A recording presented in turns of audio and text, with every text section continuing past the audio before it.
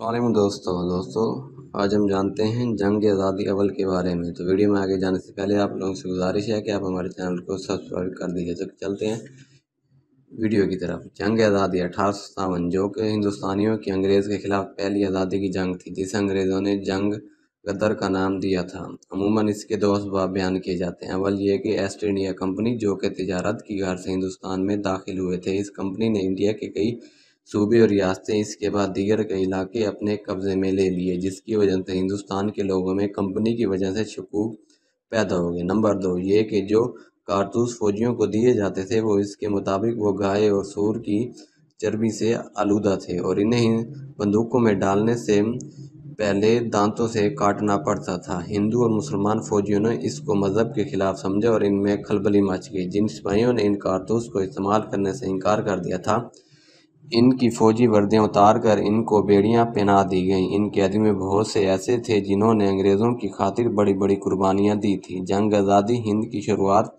1857 में बंगाल में दमदम और बारकलंद के मकाम पर हुआ, जहां पर देसी सिपाहियों ने इन कारतूस का इस्तेमाल करने से इनकार कर दिया था, जो कि इनके ख्याल के मुताबिक इसमें सूर और गाय की चर्बी लगी हुई है। अंग्रेज़ी हुकूमत ने इन सिपाहियों को गैर मुसल्लह करके फ़ौजी मुलाजमत से बर्खास्त कर दिया। लखनऊ में भी यही वाक़या पेश आया। बर्खास्त शुदा सिपाही पूरे मुल्क में फैल गए और फ़ौजियों को अंग्रेज़ों के खिलाफ उकसाने लगे। 9 मई 1857 को मीरठ में एक रेजिमेंट के सिपाहियों को 10 साल कैद बामुशक्कत की सज़ा सुना दी गई। जिस तरीके से यह हुक्म सुनाया गया वो तहजीब से गिरा हुआ था। देसी सिपाहियों ने अंग्रेज़ अफसरों को हलाक करके इन कैदियों को आज़ाद करवाया और मीरठ से दिल्ली की तरफ बढ़ने लगे।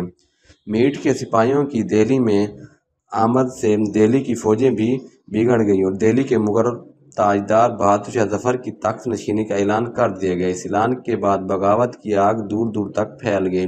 जनरल निकलसन अंग्रेज फौज की मदद से तकरीबन 4 महीने तक दिल्ली का मुहासरा किए रखा। 14 सितंबर को कश्मीरी दरवाज़ा तोड़ दिया गया। जनरल निकलसन इस लड़ाई में मारा गया, मगर अंग्रेज और सिख फौजों ने दिल्ली पर कब्जा करके बहादुर शाह जफर को गिरफ्तार करके जेल भेज दिया गया।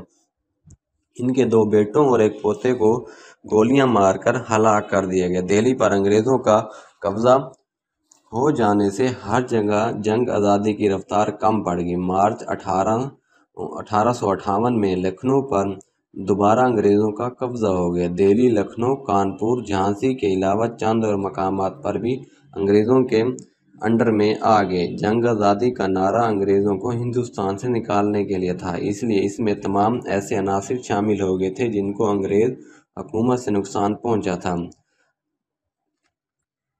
मुतज़ाद अनासिर मुश्तरका दुश्मन के खिलाफ यकजा तो हुए थे, लेकिन वो वतनियत और कौमियत के तसव्वुरात से आशना थे। बहादुर शाह जफर, जिसकी बादशाह का ऐलान बागी सिपाहियों ने कर दिया था, न बादशाहत की सलाहियत रखता था और न बागियों की मुखालफत करने की ताकत रखता था। मजीद बरआं बागियों ने दिल्ली में लूटमार और गारतगरी मचा कर आम लोगों की हमदर्दियाँ खो दी थी। चुनाचे 1857 की ये जंग आज़ादी नाकाम हुई। अल्लामा फजल हक खैरबादी, उनके साथी मुफ्ती सदरुद्दीन सैयद कफ़ायत अली कूफ़ी और दीगर बहुत से मुसलमान उलमा ने दिल्ली की जामिया मस्जिद से बेक वक्त अंग्रेज़ों के खिलाफ जहाद का फतवा जारी कर दिया, जिसकी वजह से मैदान मुसलमान इस जंग को अपना मजहबी फरीज़ा समझते हुए लड़े। दिल्ली की फतह के बाद अंग्रेज़ फ़ौजों ने शहरी आबादी से खौफनाक इंतकाम लिया। लोगों को बेदरेक कत्ल किया गया, सैकड़ों मुसलमानों को फांसी पर चढ़ा दिया गया, हज़ारों लोगों को गोलियों से उड़ा दिया गया। इन लोगों में मुजरिम भी थे और बेगुनाह भी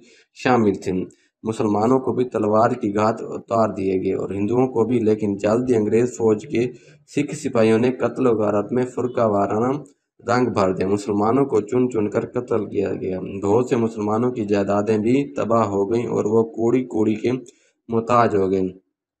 इन खौफनाक मुजालिम का दायरा कार इन मकामात पर भी किया गया जहां पर जंग की आग पहले से भड़की हुई थी। अगस्त 1858 में बरतानवी पार्लियामेंट ने ऐलान किया कि मलका विक्टोरिया के ज़रिए ईस्ट इंडिया कंपनी का खात्मा करके हिंदुस्तान को ताज बरतानिया के सुपुर्द कर दिया गया। इस जंग के बाद खुसूसन मुसलमान अंग्रेज़ ने ज़ेर-ओ-ताब आ गए, जबकि हिंदुओं ने मुकम्मल तौर पर अंग्रेज़ों से मुफ़ाहमत कर ली। चूँकि मुसलमानों पर जदीद इल्म के दरवाज़े बंद हो गए और ख़ुद मुसलमान भी जदीद दुनिया से दूर होते चले गए। ऐसे में सर सैयद अहमद खान जैसे लोग सामने आए जिन्होंने इस जंग आज़ादी की वजूहात पर रोशनी डाली। अंग्रेज़ों पर जोर दिया कि हिंदुस्तान में मौजूद महरूमियों को दूर करके ही अंग्रेज़ यहाँ हुकूमत कर सकता है। सर सैयद ने मुसलमानों में तालीमी इनकलाब लाने के लिए कॉलेज और यूनिवर्सिटियाँ कायम की। इस जंग आज़ादी में हिंदू और मुसलमान मिलकर